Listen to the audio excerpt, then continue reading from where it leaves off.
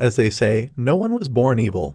It was the situation that turned them that way. And in some cases, we might simply consider someone bad when they are not on our side. Not all bad guys see themselves in such light. Some of them could be heroes of their own story. It might sound crazy right now, but don't judge so soon before looking at things from their perspective. Of course, nothing can excuse their malicious acts, but for now, let us just take a look at their reasons from a different angle. These are the 10 movie villains who may have been right all this while. So, without further ado, let us jump into the video. But before going further, like and share this video and subscribe to our channel.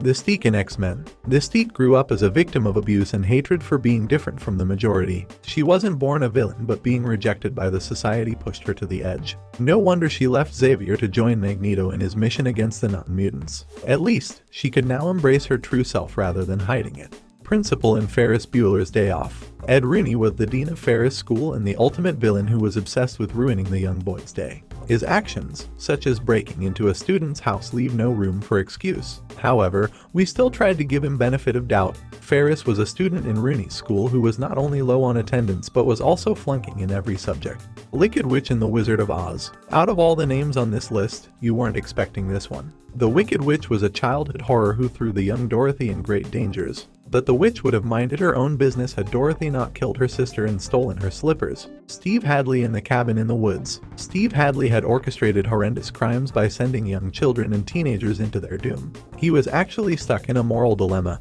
which means any course of action would have deemed him as the bad guy. Steve was bound to sacrifice his victims to serve the Ancient Ones. Choosing to do otherwise would have put the lives of trillions of people in fatal danger. Jack Doyle in Gone Baby Gone. It's easy to paint Morgan Freeman's Captain Jack Doyle as a bad guy for kidnapping Amanda McCready. His actions did lead to many deaths and catastrophe in the city, but Doyle meant no harm to the young girl. He only wanted to provide her with a better future because of her negligent parents. Roy Batty in Blade Runner. If you recall carefully, Roy Batty never had a vendetta against mankind. It's understandable why humans saw the leader of Cyborg with combat skills as a threat.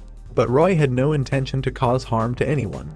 That is until he was provoked. All he wanted was to live a little longer, and humans were getting in the way of that. Dalton Wrestling Inside Man. Dalton Wrestling had one goal: to lay his hands on the evidence against the chairman of the bank. No amount of ransom or threats could have deterred him from revealing the chairman's collusion with the Nazis. Of course, it's hard to look at his intentions when we are distracted by his torture over the hostages. Tyler Durden in Fight Club. Brad Pitt's Tyler Durden was the alter ego of Jack and a completely different person of his own. Tyler was wild, dangerous, unpredictable, and definitely not the kind of person you'd want to be around. He was the fun element in the story, but also a nightmare for Jack and everyone else. Tyler had no control over his impulses and went on to torment ordinary people and damage public property. But he was just a manifestation of Jack's frustration and wanted to rescue innocent workers from the shackles of the corporates. Ozymandi from Watchmen. Ozymandi aimed to establish world peace by banding the United States and the Soviet Union against a common enemy. Yes, he went too far in achieving his goal. He sacrificed millions of people in the process by detonating nuclear reactors, and there is no forgiveness for that.